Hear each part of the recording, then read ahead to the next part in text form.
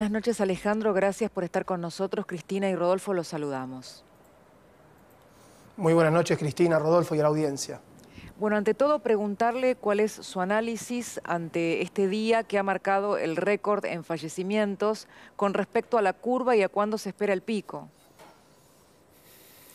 Lo que estamos observando es una evolución que si uno lo va comparando en un día a día puede ver variaciones con respecto a la cantidad de casos o de cantidad de fallecimientos que se producen entre un día y otro. Obviamente el hecho de poder marcar tendencias requiere la acumulación, el transcurso de los días, observar el comportamiento. Argentina viene generando una cantidad de casos y fallecimientos que en relación a lo que observamos en otros países, se observa que las medidas que se han tomado a partir de la decisión política y la responsabilidad social y el análisis de la información han sido útiles para reducir la cantidad de casos y fallecimientos en nuestro país y claramente el hecho de reactivación económica, productiva, las salidas recreacionales de la gente son algo que eran necesarios en el contexto epidemiológico que tiene nuestro país, con mayores cuidados en el área metropolitana de Buenos Aires, y estamos observando de cerca cómo evolucionan en el día a día. Alejandro, todos los días desde el Ministerio, desde su rol en el Ministerio de Salud, se enfrenta a las cifras. Esa cifra que todos los días nos da a conocer a todos, ¿sí? Estas cifras de hoy, esta cantidad de víctimas y esta cantidad de contagios, ¿la esperaban? ¿Está dentro de lo razonable de la pandemia en Argentina? Nosotros lo que pensamos inicialmente son en personas, cada número representa una vida ganada o una vida perdida. El dolor que sentimos ante la vida perdida y el estímulo que nos genera la vida ganada con las medidas que se toman nos estimula.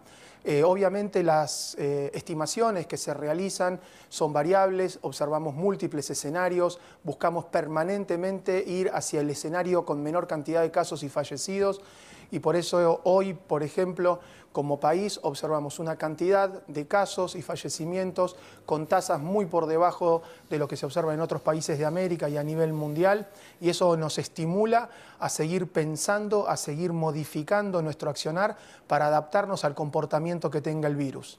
Alejandro, ¿no deberían hacer hisopados a todo el personal sanitario? Porque estamos viendo casos que se reiteran donde el vector de contagio termina siendo un médico o una enfermera que tal vez no tenía síntomas, que va de un establecimiento a otro. ¿No deberían hacerles a todos el análisis para tener un panorama más claro?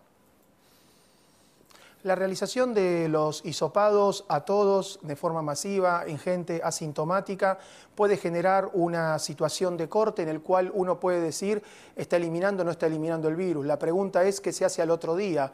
¿Se hisopa nuevamente? Una persona que está incubando una enfermedad por coronavirus en el día de hoy puede ser negativo y mañana puede ser positivo. En ese sentido, lo que observamos es una cuestión, en base a lo que realiza el mundo, de primero primar la clínica, estar atento a lo que es el reporte de síntomas, que es el momento en el cual se elimina el virus, es el momento en el cual se inicia el contagio a la tercera persona, al contacto estrecho, y en ese mismo momento cuando aparecen, y por eso se va sensibilizando progresivamente en base al comportamiento, al tipo de trabajador, el lugar en el cual se desarrolla su actividad, buscamos ir adecuando la definición de caso sospechoso para que lo detectemos precozmente. Una buena definición de caso sospechoso, un autorreporte adecuado por parte de la persona, un médico clínico o una médica clínica que dice en este momento hago el hisopado y un buen acceso al test permite tener un muy buen diagnóstico. Fijémonos que la cantidad de test que se realizan en Argentina hoy tienen un 8,75, 8,9 de positividad, con lo cual hay más de un 90% de los test que realizamos que son negativos. Costa, si puede decirlo rápidamente, usted es subsecretario de Estrategias Sanitarias. Imagino que no descarta, porque no hay una sola fuente del gobierno o sanitaria en la Argentina que no descarte una vuelta atrás si los casos suben. ¿Cuál es el límite? ¿Cuál es el día de decir se nos empieza a ir de las manos, volvamos para atrás? ¿Qué debería pasar para que eso ocurra? Y parte de lo poco, en el caso de Capital Federal y Conurbano, que se ha conseguido de liberación, vuelva para atrás. ¿Existe un número o es un otro tipo de sensación la que ustedes tienen que ver para retroceder?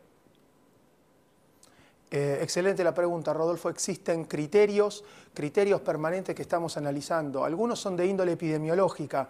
Venimos hablando de lo que es el tiempo de duplicación de casos. Si el tiempo de duplicación de casos comienza a cortarse, claramente ahí tenemos una medida para decir algo distinto tenemos que hacer. Quizás algo distinto a lo que estamos haciendo, pero parecido a lo que ya hicimos. Otro indicador puede llegar a ser la tasa de contagiosidad que se produce entre un enfermo y a cuántos contagia, el R0 que también se habla. Y por otro lado, las capacidades que tiene el sistema. El sistema de atención lo tenemos que cuidar para que dé la respuesta adecuada a la cantidad de pacientes que van a consultar. En caso de que el sistema sufriera o necesitara, que está habiendo una mayor cantidad de casos de los que puede atender, claramente serían criterios que se analizan en su conjunto por parte de las autoridades de las distintas jurisdicciones y en ese momento se tomarán las decisiones que sean necesarias. Bien, gracias. Alejandro Costa, subsecretario de Estrategias Sanitarias, gracias por estar con nosotros. Gran abrazo. Un placer, abrazo.